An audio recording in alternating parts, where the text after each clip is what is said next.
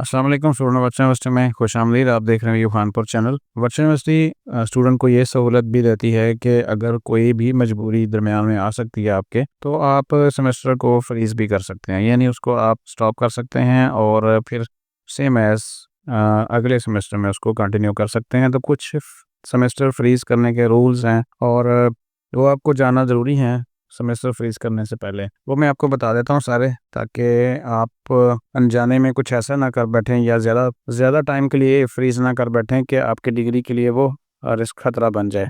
तो चलिए आगे बढ़ते हैं। जो पहली ही दफ़ा हमारे चैनल के ऊपर आए हैं वो सब्सक्राइब कर लें, नोटिफिकेशन ऑन कर लें। वीडियो से रिलेटेड जितनी भी अपडेट्स हैं इंशाल्लाह आप तक पहुंचती रहेंगी जब तक आपकी डिग्री कंप्लीट नहीं हो जाती, और होपफुली ये मालूमात आपको इस काबिल ज़रूर बना देंगी कि आप दूसरे लोगों को भी बता सकेंगे इन चीज़ों के बारे में और वर्चुअल यूनिवर्सिटी के जो रूल एंड रेगुलेशन है उसके बारे में। तो सबसे पहले जो फ्रीज रूल्स हैं ना वो पढ़ लेते हैं, एक एक करके याद रखिएगा और ये अंडरस्टैंड कर लीजिएगा। कोई भी स्टूडेंट अगर फ्रीज करना चाहता है, a student is not allowed to freeze his her first semester and study program that having one semester duration. और यहाँ पे लिखा है कि एक तो पहले सेमेस्टर के अंदर आप फ्रीज नहीं कर सकते, और ऐसा कोई भी स्टडी प्रोग्राम जिसमें सिर्फ एक ही सेमेस्टर होता है, जैसे ज़ीरो है या कुछ शॉर्ट कोर्सेज है, वो भी नहीं कर सकते। यानी अभी तकरीबन कोई 40-50 हज़ार लोगों ने एडमिशन लिया है, और कोई सोचे कि मैं ये फ़िलहाल इसको फ्रीज़ करवा दूँ एडमिशन के बाद और इसको अगले सेमेस्टर में कंटिन्यू कर लूँ, तो अभी जिनके एडमिशन्स हुए हैं वो फ्रीज़ नहीं कर सकते, उनको पहला सेमेस्टर हर हाल में कंप्लीट करना पड़ता है। A student must be allowed to freeze once in semester,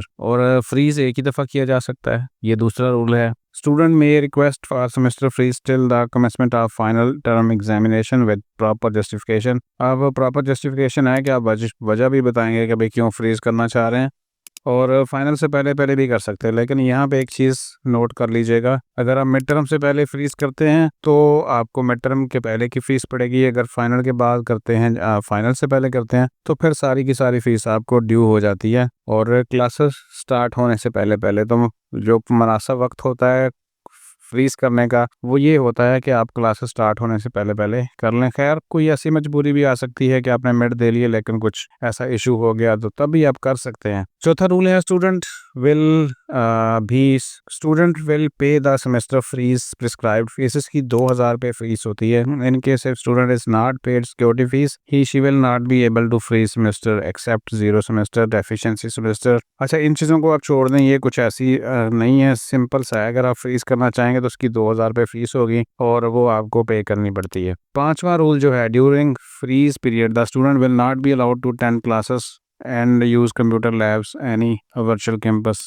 free student को कोई ऐसी सहूलत नहीं होती कि वो जाके कुछ ऐसा कर सके। वैसे भी स्टूडेंट जाते तो है नहीं कैंपस में जाके क्लासेस लेने के लिए, क्लासेस तो सारी ऑनलाइन है। अब जो छठा रूल है वो है university dues according to the selected courses credit by the student shall be charged up to the end of the month in which the application for semester fees will be received. ऐसा यहाँ तक इसको clear कर लेते हैं कि कुछ student ऐसे हैं कि भाई फ्रीज कर देते हैं। फ़र्ज़ करें क्लासेस स्टार्ट हो गई हैं और अप्रैल अभी चल रहा है, तो अप्रैल के एंड पे जाके फ्रीज करते हैं, तो फिर अप्रैल में जो भी फीस आ चुकी होगी उसको डिवाइड करेंगे, जब उनकी इंस्टॉलमेंट करेंगे अप्रैल तक जो भी फीस आ चुकी होगी वो उनको ड्यू हो जाएगी, वो पे करनी पड़ेगी। However in case of request is received after the opening of date sheet making interface the final term examination the full semester. Date sheet आ चुकी है, इंटरफेस ओपन हो चुका है फाइनल सेमेस्टर का, और फिर आप कहेंगे जी मैं पेपरों से कोई 8 दिन पहले 6 दिन पहले फ्रीज करूं, तो फिर आपको सारे सेमेस्टर की फीस देनी पड़ेगी। फ्रीज तो आपका हो जाएगा लेकिन फीस आपकी ड्यू हो जाएगी, वो आपको देनी ही पड़ेगी। सातवां रूल है, a student can not freeze more than 2 consecutive semester. याद रखें कि 2 सेमेस्टर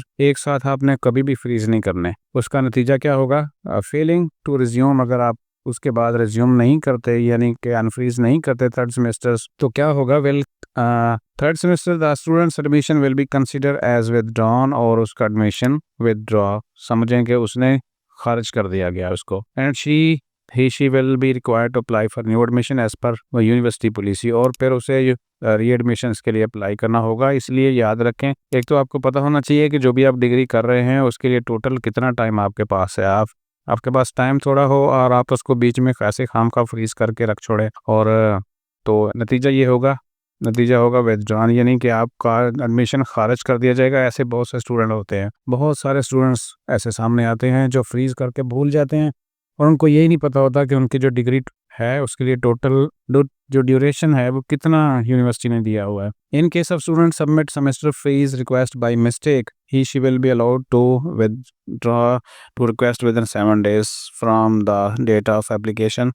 अगर गलती से भी सबमिट हो और आप उसको दोबारा से रिज्यूम करना चाहें तो आप कर सकते हैं। ऐसा नहीं कि एक दफ़ा सबमिट हो गई तो बस फिर सेमेस्टर फ्रीज ही हो जाएगा, उसको विथड्रॉ भी कर सकते हैं रिक्वेस्ट को। 8वां रूल जो है, a student failing to enrol any semester in any courses in semester will be treated as inactive students. Inactive का मतलब है कि वो चुपचाप बस एक्टिव तो एनरोल तो है लेकिन वो कुछ भी नहीं कर रहा, वो पढ़ाई नहीं कर रहा। और इस लाइन का जो मतलब है वो ये है कि कोई अभी जैसे कोर्स सिलेक्शन चल रही है सेकंड सेमेस्टर वाले या उसके बाद वाले, तो मैं जानता हूँ कि ऐसे कुछ स्टूडेंट्स निकल आएंगे जो कहेंगे जी हमें तो पता ही नहीं चला, ये कोर्स सिलेक्शन भी ओपन हो चुकी थी और हमने तो कोर्स सिलेक्शन ही नहीं की थी। ऐसे स्टूडेंट भी इनएक्टिव काउंट होंगे, उनका सेमेस्टर भी फीस कंसिडर होता है और वो भी फिर रीएडमिशन ही करवाते हैं। जैसे यूनिवर्सिटी की पॉलिसी होगी, तो जब भी आपने फ्रीज करना है उसको प्रॉपरली सिस्टम में सिस्टमेटिक तरीके से फ्रीज करें और एक सेमेस्टर से ज़्यादा फ्रीज ना रखें, वरना ये सारे कॉन्सिक्वेंसेस जो हैं वो आपको भुगतना पड़ सकते हैं। अब प्रोसीजर क्या है प्रैक्टिकली में मैं आपको बता देता हूँ। एलएमएस के अंदर जाएंगे, स्टूडेंट सर्विस में, वहाँ पे सेमेस्टर फ्रीज का लिंक है, उसको अपने फॉर्म को फिल कर देना है और उसके बाद अपने को रीज़न लिख के सबमिट कर देना है। An email will be send at your VU email account. याद रखेंगे वीयू ईमेल आपको मिल चुका होता है, उसके ऊपर आपको एक कंफर्मेशन मेल भेज दी जाती है कि जो आपका सेमेस्टर फ्रीज हो चुका है। अब आ जाए इसको प्रैक्टिकल कैसे करना है। सिंपल एलएमएस ओपन किया हुआ है, यहाँ पे स्टूडेंट सर्विस में जाएंगे और उसके बाद हमने जाना है थोड़ा सा नीचे रजिस्ट्रार ऑफिस के अंदर सेमेस्टर फ्रीज, और यहाँ पे हम सेमेस्टर फ्रीज का कोई रीज़न लिखेंगे, रोड एक्सीडेंट हो गया, कुछ हो गया, और आपने एक एप्लीकेशन भी देनी है, कोई रीज़न भी लिखना है प्रॉपर, और कोई भी आप जो आप फाइल अपलोड करेंगे, मैं यहाँ पे सिर्फ सपोज कर रहा हूँ, ठीक है। और इसको लगा के आपने फ्रीज रिक्वेस्ट सेमेस्टर की रिक्वेस्ट को यहाँ पे सबमिट कर देना है और जैसे ही सबमिट करेंगे रिक्वेस्ट चली जाएगी और यहाँ पे सारा कुछ लिखा हुआ आ जाएगा। 2 से 3 दिन 4 दिन के बाद आपको ईमेल आ जाती है कि आपका सेमेस्टर फ्रीज हो चुका है। और अगर आप इसको जैसे ही आप इसको सबमिट करेंगे, आपके अकाउंट बुक के अंदर 2000 रुपये की फ़ीस का वाउचर आ जाएगा। जैसे ही वो आएगा वो आपको पे करना पड़ता है, यहाँ पे भी जनरेट नहीं हुआ, जैसे ही होगा आपके अकाउंट बुक के अंदर आ जाएगा। तो वापस जाके देख लेते हैं उसको हम, क्योंकि हमने करना नहीं है, सिर्फ आपको बताना है, तो यहाँ से विथड्रॉ रिक्वेस्ट कर देते हैं और ये प्रोसेस है सारा आपका सेमेस्टर फ्रीज करने का। लेकिन याद रखिएगा, आपको तो आपका जो ड्यूरेशन है डिग्री का वो पता होना चाहिए और ये सारी चीज़ें पता होनी चाहिए जो सेमेस्टर के रूल्स हैं, स्पेशली फ़ीस वाले। और 2 से ज़्यादा सेमेस्टर आपने कंसेक्टिव जो है वो फ्रीज नहीं किए रखना, और बगैर जो कोर्स सिलेक्शन के हैं वो भी आपका इनएक्टिव में काउंट हो जाता है। तो ये सारी चीज़ें इनएक्टिव और विथड्रॉन ये इंतहाई ख़तरनाक है आपकी स्टडी के लिए। विथड्रॉन का मतलब है कि आपको खारिज कर दिया, और ये वाला है कि आप खारिज तो नहीं हुए लेकिन आपको फिर रीएडमिशन करवाना पड़ेगा। और ये वाली जो चीज़ है ना, ये ज़्यादा जो है वो डेंजरस होती है विथड्रॉन वाली, कि आपको यूनिवर्सिटी वैसे ही खारिज कर देती है कि ये जी 2-3 सेमेस्टर से बंदा गायब है और अब जो भी पीछे किया हुआ आपने, जितने भी कंप्लीट कर चुके हैं, वो सारी की सारी ज़ाया होने का ख़तरा होता है। तो ये सोच समझ के कीजिएगा। वीडियो यहाँ पे मैं ख़त्म कर रहा हूँ। ऐसे तमाम स्टूडेंट जो पहली दफ़ा आते हैं और बिना सब्सक्राइब किए देख लें तो देखते हैं, सब्सक्राइब कर लेंगे तो आप तक जो अपडेट्स हैं वो पहुँचती रहेंगी आपके मोबाइल की नोटिफिकेशन के ऊपर। अपना ख्याल रखिएगा।